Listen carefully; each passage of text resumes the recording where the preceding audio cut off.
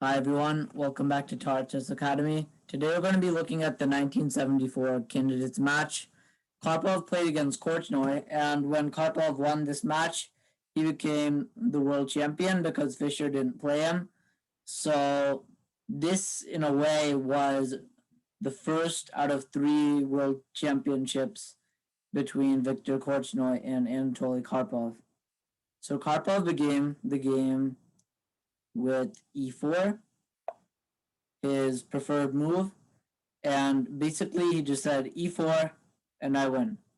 So Viktor Korchnoi was a very dynamic player and he liked to go for aggressive systems. So here he chose the Sicilian defense, which is one of the most, if not the most aggressive line after e4. So e4, c5, knight f3, d6, d4, takes, knight f6, knight c3.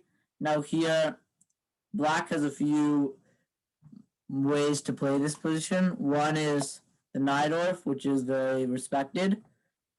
Also, there's the classical variation, and the move that Viktor Korchnoi played was g6, which is the dragon. Now he wants to fianchetto the bishop and just castle. So many times this bishop is the best piece for black, but white's ideas are basically just to go bishop e3, f3, queen d2, long castle, and then toss the g and h pawns, and then sack mate. So bishop g7, f3. So one of the ideas of f3 is that it supports e4, and also it helps us play g4. So which is why in some lines, black even plays h5 in some positions, but not here. So knight c6, queen d2, castles. Now there's two lines. One is bishop c4, which Karpov played, but the other move, which is basically almost as popular with 4,587 games, we have castles allowing d5, and then this is a modern line, but also bishop c4 is the most played at the master level. So here we have bishop d7, and Karpov could castle queenside, but he just plays h4 first, rook c8, and now this rook eyes the bishop on c4, so the bishop just goes back to b3. Now Viktor Korchnoi plays knight e5. The idea is to go knight c4. So Karpov castles, knight c4, takes, and now he gives up the pawn with h5.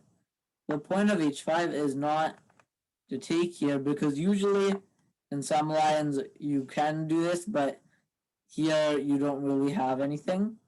So the point of h5 is you go g4 with the tempo, and Viktor Korchnoi just said, I'm up a pawn, and went knight f6. Now Karpov here played this move, knight d2, which is just reinforcing the knight on c3. Queen a5 was played. Now bishop h6, offering a trade of the bishops. So black had the bishop pair, so white offers to exchange it. So bishop takes h6, the queen comes to h6, rook f c8, and now rook d3, just alter protecting the knight on c3, just really stopping all the counterplay for black. So Viktor Korchnoi played rook 4 to c5 with the idea that he's stopping the move g5 now, but Karpov plays it anyways. So why would he play g5 when it was just stopped by this rook?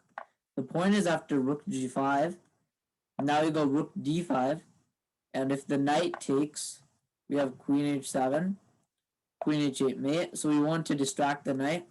So if the rook takes, which is what happened in the game, we go knight d5, rook e8, knight e to f4, and see how all these pieces coordinate very nicely. Bishop c6, and now this pawn chases the knight, And if this is captured, then knight f6 is a move.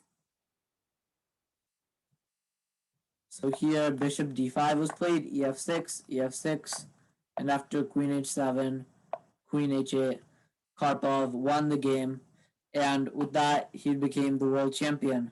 So Karpov is known for being a boring player, but his games are anything but boring. So I suggest that you should check out the games of Karpov. He has many good attacking games as well as nice positional advantages. So I hope you like this game. Thanks for watching. I'll see you on my next video. Bye.